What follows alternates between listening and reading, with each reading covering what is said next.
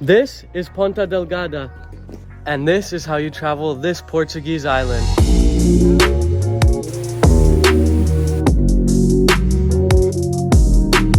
So we landed not too long ago, and now we're in the city of Ponta Delgada. Pretty windy here, you're just in the middle of the ocean. But we're just heading out for dinner at a really popular spot on this island called Atasca.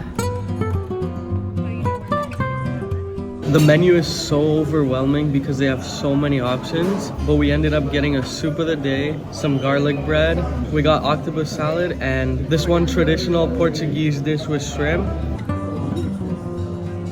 Portugal has the best octopus. Definitely, if you're coming here, you have to try the octopus.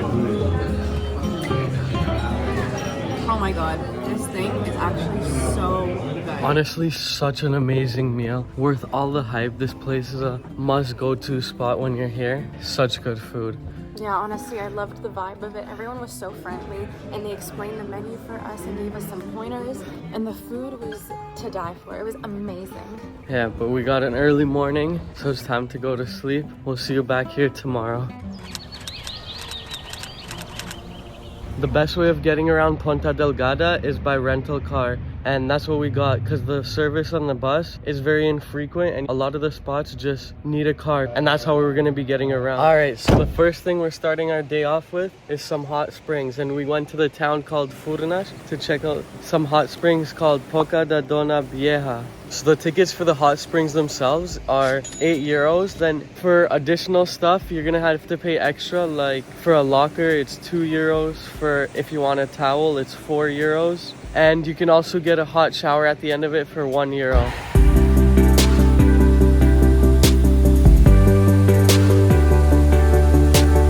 Really amazing way to start the day, just in these beautiful hot springs. There's so many baths in here, but the only downside is if you touch something, it turns orange, and then your feet are consistently touching the floor, so they just turn really orange.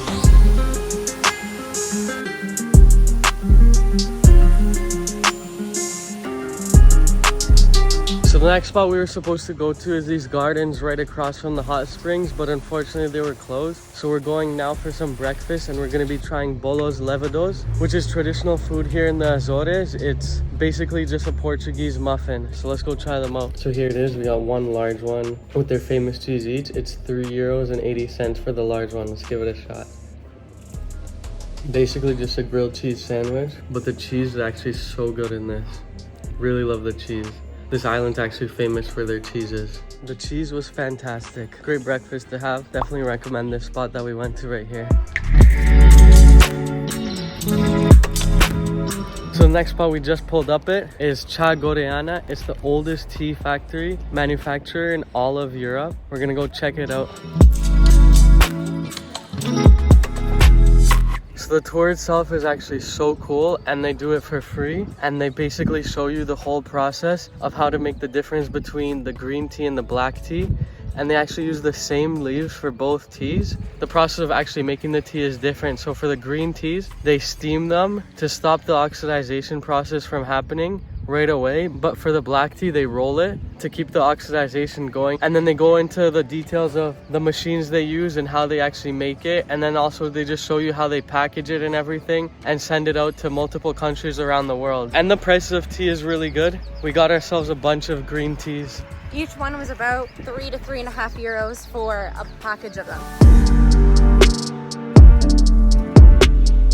See how green this island is just from here. You see all the cows out there too. And we went to a viewpoint called Miradouro de Santa Iria, which just gives stunning views of the ocean and the greenery of the island. Alright, so we just drove up a really long windy road. Did your ears pop as much as mine? Yeah. But it was so worth it because the views up here are just incredible. Such nice views of this lake below, Lagoa do Fogo. Honestly, they're just insane. There's so many hikes you can do on this island as well. I wish we had a lot more time because they actually look so beautiful, and I would love like coming up here just to do the hike. But now time to go back to Ponta Delgada. Now we're back in Ponta Delgada, and the next spot we're checking out is a pineapple plantation.